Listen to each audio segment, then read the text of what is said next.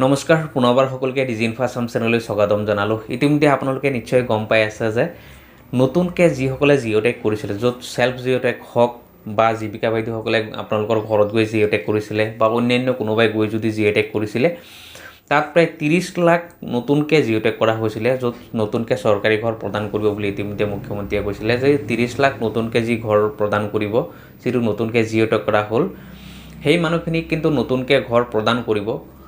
আৰু সেইটো কেতিয়া প্ৰদান কৰিব আপোনালোকে নিশ্চয় সেইখিনি জানিব বিচাৰি আছে। প্ৰথম কথা হ'ল, আপোনালোকে যদি নতুনকৈ জিঅ'টেক কৰিছিলে, চেল্ফ জিঅ'টেকে হওক বা অন্যান্য কোনোবাই যদি কৰিছিলে, সেইখিনি ভেৰিফিকেশ্যন ইতিমধ্যে চলি আছে। আপোনালোকৰ ঘৰত গৈ যি অফিচাৰ আছে, অফিচাৰক ইতিমধ্যে নিযুক্তি দিয়া হ'ল। অফিচাৰে গৈ আপোনালোকৰ ঘৰত গৈ সেইবিলাক ভেৰিফিকেশ্যন কৰি আছে। আপোনালোকৰ ঘৰত যদি এতিয়ালৈকে ভেৰিফিকেশ্যন কৰা নাই, তেতিয়াহ'লে আপোনাৰ ঘৰত ইতিমধ্যে সেই অফিচাৰজন যাব, গৈ পেলাই চেক কৰিব যে আপোনালোকে চৰকাৰী ঘৰ লাভ কৰিবনে নাই, আপোনালোকে যোগ্য হয়নে নহয়। গতিকে আজি আপোনালোকক এই ভিডিঅ'ৰ জৰিয়তে সম্পূৰ্ণ ডিটেইলছ আপোনাক জনাম যে চৰকাৰী ঘৰ আপোনালোকে কেতিয়া লাভ কৰিব।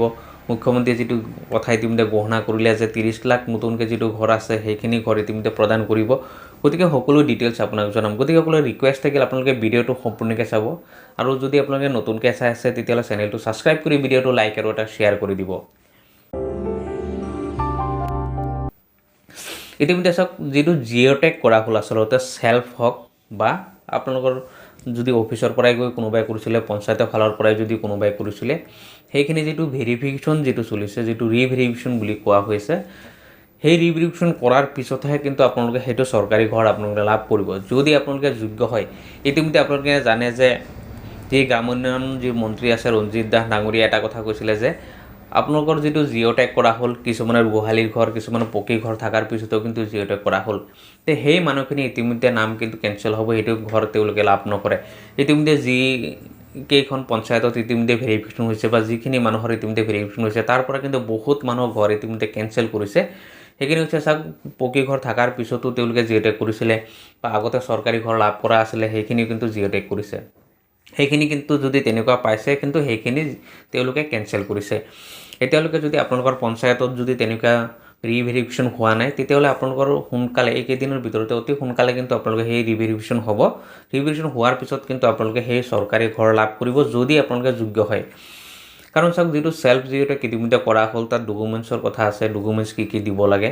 আগৰ পৰাই আপোনালোকে সেইখিনি নিশ্চয় কৰি আহিছে যে প্ৰথম অৱস্থাত জিঅ'টেক কৰা হ'ল, তাত আপোনালোকে আধাৰ কাৰ্ড, জব কাৰ্ড এইখিনি দিলে, তাৰপিছত KYC কৰিলে, KYCৰ পিছত আকৌ এইবিলাক ভেৰিফিকেশ্যন হ'ল, ভেৰিফিকেশ্যন হোৱাৰ পিছত এতিয়া ৰিভেৰিফিকেশ্যন হ'ল। এতিয়া যদি ৰিভেৰিফিকেশ্যন হয়, ৰিভেৰিফিকেশ্যন হোৱাৰ পিছত কিন্তু আপোনালোকৰ যিটো লিষ্ট ইতিমধ্যে যিটো ফাইনেল লিষ্ট হ'ব, সেই ফাইনেল লিষ্ট ইতিমধ্যে পঞ্চায়তত ছাবমিট হ'ব, আৰু পঞ্চায়তত সেইবিলাক ঘৰ কিন্তু আপোনালোকৰ তাৰ পৰাহে ছিলেকশ্যন কৰা হ'ব। তাৰ ইতিমধ্যে সেইবিলাক দায়িত্ব পঞ্চায়তৰ ছেক্ৰেটেৰী হওক, প্ৰেচিডেণ্ট হওক, তেওঁলোকক ইতিমধ্যে সেই দায়িত্ব দিছে। যেতিয়া গাঁও সভা হ'ব, সেই গাঁও সভাত কিন্তু আপোনালোকে তাত উপস্থিত থাকিব লাগিব। উপস্থিত থকাৰ পিছত যদি আপুনি যোগ্য হিতাধিকাৰী হয়, তেতিয়াহ'লে আপোনালোকে কিন্তু সেই ঘৰসমূহ লাভ কৰিব। ইতিমধ্যে য'ত 30 লাখ ঘৰ আছে, 30 লাখৰ পৰা কিমান কেঞ্চেল হয়, কেঞ্চেল হৈ পেলাই যিটো ফাইনেল লিষ্ট থাকে, সেই ঘৰৰ মানুহে কিন্তু ঘৰ লাভ কৰিব, আৰু সেইটো 100% সকলোৱে পাব, যদি আপোনালোকে যোগ্য হয় আৰু এইটো ফাইনেল লিষ্টত যদি আপোনালোকৰ থাকে। যেতিয়া আপোনালোকৰ ছিলেকশ্যন হ'ব, ছিলেকশ্যন হোৱাৰ পিছত কিন্তু আপোনালোকে ডকুমেণ্টছ ছাবমিট কৰিব লাগিব পুনৰবাৰ। সেইটো হৈছে কি চাওক, আপোনালোকৰ আধাৰ কাৰ্ড, বেংক পাছবুক, আপোনালোকৰ মাটিৰ কাগজ আপোনালোকে দিবই লাগিব।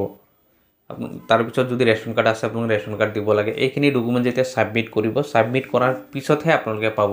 কাৰণ প্ৰথম অৱস্থাত চাওক, আপোনালোকে জিঅ'টেক কৰিলে, জিঅ'টেকৰ পিছত ভেৰিফিকেশ্যন হ'ল, KYC হ'ল, ডকুমেণ্ট ছাবমিট কৰিলে, পুনৰবাৰ এতিয়া আকৌ সেই ডকুমেণ্ট ছাবমিট কৰিব লগা হৈছে।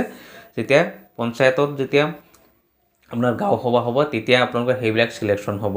ছিলেকশ্যন হোৱাৰ পিছত কিন্তু আপোনালোকে সেইবিলাক ঘৰ লাভ কৰিব, যাৰ কাৰণে আপোনালোকে কেইদিনমান অপেক্ষা কৰিব লাগিব। হয়তো আপোনাৰ ইলেকশ্যনৰ আগে পিছে আপোনালোকৰ সেইখিনি ঘৰ ইতিমধ্যে প্ৰদান কৰিব। কাৰণ ইয়াৰ আগতে যিমানখিনি মানুহৰ ইতিমধ্যে বাকী আছিলে, যিমানখিনি মানুহ ঘৰ পোৱা নাছিলে, কাৰণ যিটো জিঅ'টেক কৰা হ'ল চাওক, ইয়াৰ আগতো কিন্তু আৰু এটা জিঅ'টেক হৈছিলে, যিটো 18-19 বৰ্ষৰ যিটো জিঅ'টেক কৰা হৈছিলে, সেই ঘৰ ইতিমধ্যে বহুত মানুহৰ এতিয়ালৈকে বাকী আছে। সেইখিনি ঘৰ দিয়াৰ পিছত কিন্তু আপোনালোকে এই যি জিঅ'টেক কৰা হ'ল এতিয়া নতুনকৈ, এইখিনিও ঘৰ আপোনালোকে লাভ কৰিব।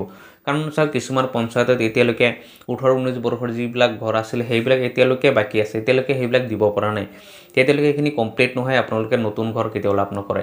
তাৰপিছত যদি কোনোবা পঞ্চায়তত এনেকুৱা হৈছে তেওঁলোকৰ কোনো ঘৰ নাই, ইতিমধ্যে তেওঁলোকে সকলোখিনি কমপ্লিট দিয়া হৈ গ'ল, যদি হৈ গৈছে তেনেকুৱা পঞ্চায়তত কিন্তু আপোনালোকে লাভ কৰিব ঘৰ যিখিনি এতিয়া নতুনকৈ আপোনালোকে জিঅ' টেগ কৰিছে আৰু সেইখিনি আপোনালোকে যোগ্য হ'লে আপোনালোকে সেইখিনি ঘৰ আপোনালোকে 100% আপোনালোকে লাভ কৰিব। গতিকে আপোনালোকৰ যিটো জিঅ' টেগ কৰাৰ পিছত যিটো আপোনালোকৰ ফাইনেল লিষ্ট হ'ব সেই ফাইনেল লিষ্টত আপোনালোকে এই সকলোখিনি যেতিয়া কাম কমপ্লিট হ'ব, যেতিয়া ভেৰিফিকেশ্যন সকলো কমপ্লিট হ'ব, আপোনাৰ চিলেকশ্যন হ'ব, তাৰপিছতে পাব। কিন্তু এই ক্ষেত্ৰত চাওক আপোনালোকৰ ডকুমেণ্টছৰ লগত কিন্তু আপোনালোকে জব কাৰ্ড দিব লাগে। আপোনালোকৰ যদি জব কাৰ্ড নাই আপোনালোকে সেই জব কাৰ্ড আপোনালোকে পঞ্চায়তত বনাব পাৰে বা আপোনালোকে অনলাইনৰ পৰা আপোনালোকে ওলাব পাৰে।